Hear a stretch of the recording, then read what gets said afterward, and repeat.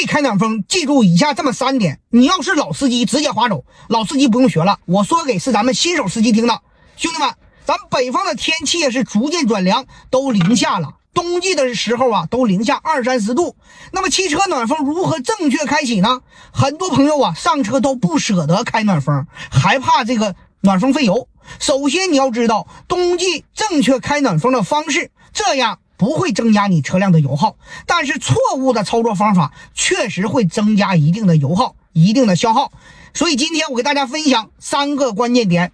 第一，你不要刚启动车辆就打开暖风，你最好等到水温上升到90度以后你再开暖风，40-50度也行，只不过发动机升温慢，而且会增加你这个油耗。第二点，开暖风的时候同时打开内循环。内循环大家都知道啥意思吧？就是这个空气热量都在车内循环。如果你开外循环，外边的冷风进来，升温会很慢，所以咱开一会儿内循环，当车内温度上来以后，咱再开外循环更安全。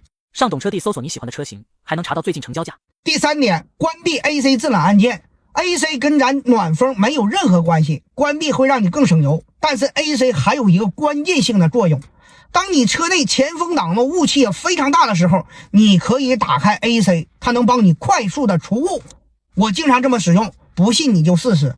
AC 这个按键有除湿的功能，怎么样？都记住了吗？没记住你多看2遍。最后我给大家再总结一下，冬季用暖风，启动发动机，等水温上升到90度以后再打开暖风，同时打开内循环。当车内温度上来以后再打开外循环，内部有雾气的时候打开 AC， 雾气消除的会很快，消除后再关闭，这样车辆更省油。认为我说的对的，屏幕给我怼过2下子。